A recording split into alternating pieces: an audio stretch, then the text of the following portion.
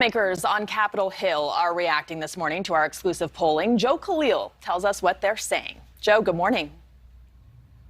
Yeah, good morning, Ruta Bay. We did get some interesting responses from lawmakers, and what became pretty clear is they recognize that most Americans think immigration is at least an important issue, but there's a lot of differing opinions when you get into specifics all across the board.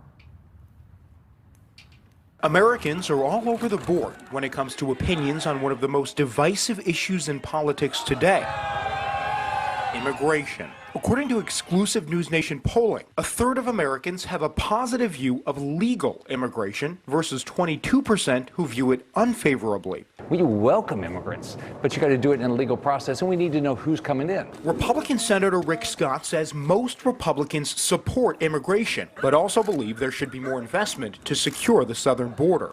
And according to NewsNation's exclusive polling, 48% of respondents told us they want to see Congress pass more funding for the southern border, compared to just 20% who don't. But Americans are split on what border security looks like. Is it a wall? Just about half of Americans say yes. The other half says no. Some lawmakers suggest that opinion depends on where you call home. You don't live at the border, it's not really as important to you.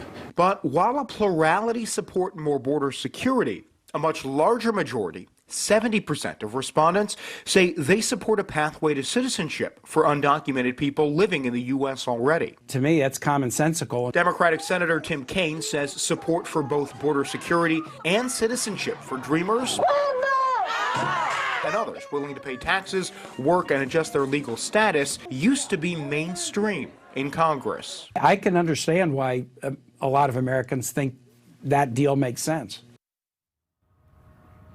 Ruta Bay, I wanted to point out one data point. We asked people who opposed immigration why they opposed it, and one of the top answers we got was fear that immigrants would commit crimes. And I found that interesting because we've got a lot of data that suggests just the opposite. Texas has been tracking this specifically for quite some time and actually found that native-born Americans are twice as likely to be arrested for violent crimes, 2.5 times more likely to be arrested for drug crimes, and 4 times more likely than immigrants to commit property crimes. So we wanted to point that out because whatever that fear is based on, the facts actually say otherwise. Ruta Bay.